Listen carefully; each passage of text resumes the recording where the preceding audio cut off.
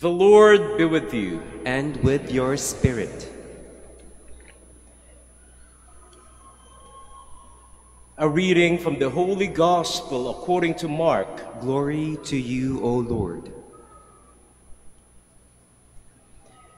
The Spirit drove Jesus out into the desert, and he remained in the desert for 40 days, tempted by Satan. He was among wild beasts, and the angels ministered to him. After John had been arrested, Jesus came to Galilee, proclaiming the gospel of God. This is the time of fulfillment. The kingdom of God is at hand. Repent and believe in the gospel. The gospel of the Lord. Praise to you, Lord Jesus Christ.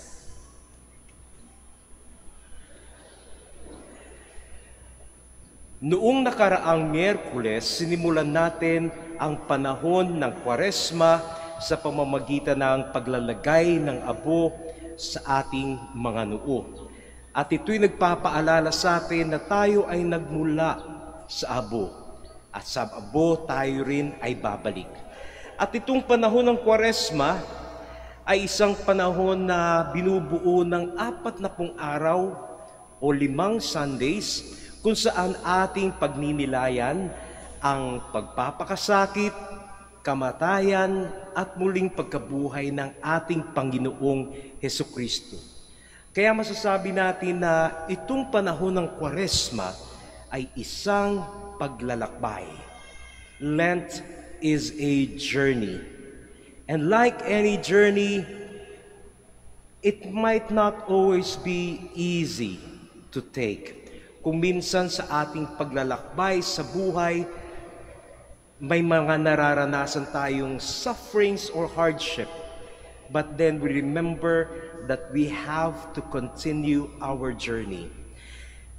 Yung ating mga narinig na pagbasa ngayon ay masasabi nating makakatulong sa atin sa pangunawa natin sa ating paglalakbay. Dahil sa ngayong kapanahunan ng Kwaresma, tayo naglalakbay unang-una upang samahan natin ang Panginoon sa kanyang paghihirap at kamatayan. At ito rin ay may tuturing nating paglalakbay ng ating buhay, paglalakbay tungo sa pagpapakabanal. And our readings help us to understand more our journey. Alimbawa, yung unang pagbasa, narinig natin yung kwento tungkol sa aftermath ng great flood that happened during the time of Noah. During that time, bumaha, umulan ng 40 days and 40 nights. At napakatagal na panahon noon para sa paghihintay sa matapos yung ulan at baha. But what does that story teach us? It teaches us that in our journey, we have to learn to be patient. Kailangan nating magkaroon ng pasensya. Imagine niyo yung mga taong nasa loob ng arko. 40 araw sila naroroon. Ano kaya ang ginagawa nila sa 40 araw sa loob ng isang confined space? Nakakabagot, di ba? Naalala ninyo nung tayo ay nasa pandemic? Nung kasagsagan ng pandemic, para tayong nasa ark din. Nandun tayo lang sa ating bahay, nakakulong, hindi tayo makalabas. At yun, hindi lamang 40 days, tumagal ng taon. But we learn to be patient. We have to be patient. Dahil kung di ka magiging patient, talo ka, mababaliw ka, masisira ang ulo mo. So you had to be patient. And I believe that that is the significance of staying in that ark for 40 days and 40 nights. And you remember, sa scriptures, laging nababanggit yung 40 days, 40 nights. Yun nga sa arko.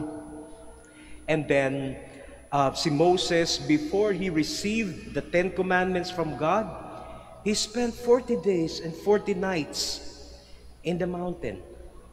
Si Jesucristo, bago niya sinimulan yung ministry niya, He spent 40 days and 40 nights in the desert. Kaya the number 40 in scriptures speak to us about a great time of waiting, a great time of preparation. And during that time, we have to be patient because alam natin meron tayong hinihintay. We have a goal, we have a destination in our journey. Kaya during this journey, during this season of Lent, let us learn to be patient. During this time when we are journeying towards our holiness, let us be patient. We do not become saints overnight, but we work hard at it. We have to learn how to be patient. Secondly, sa ating paglalakbay, in any journey, you will not always like what you encounter in your journey. Hindi lahat na makakasalubong mo o ma-experience mo, magugustuhan mo sa iyong journey.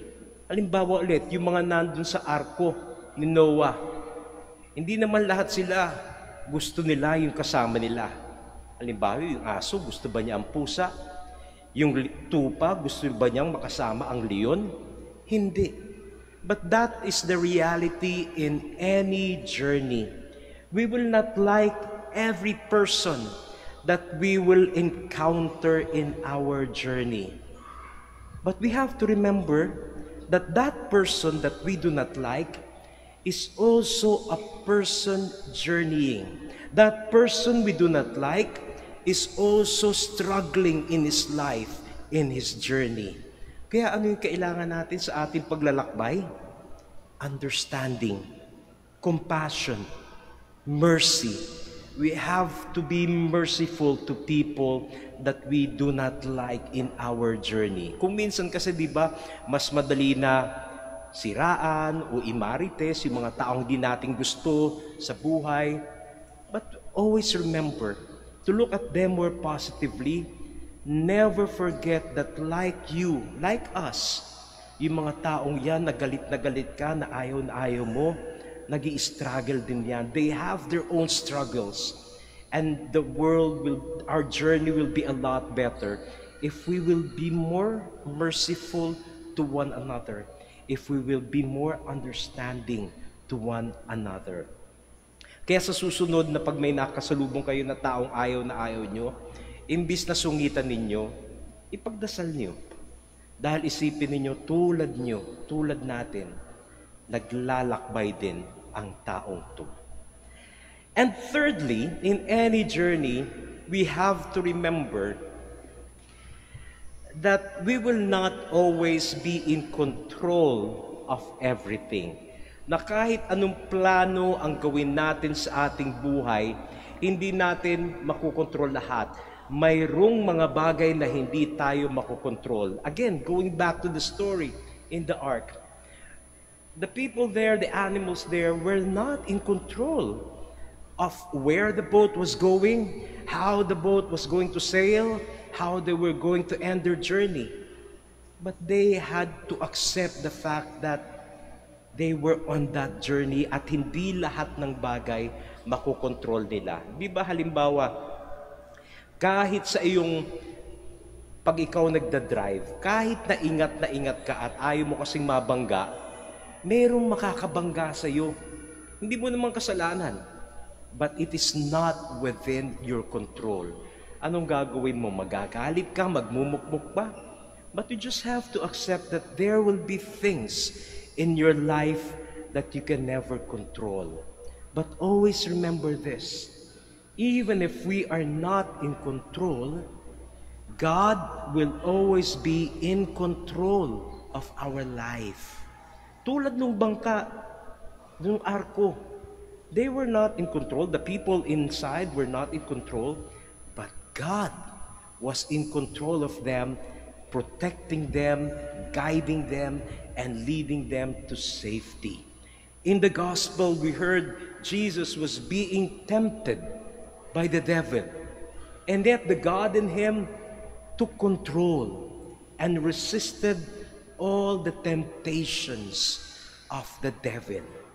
Kaya in our journey, kahit alam nating hindi natin makokontrol ang lahat ng bagay, no matter how we plan, always remember that God will be in control. So these three things na dapat natin tanggapin sa ating paglalakbay. We have to be patient.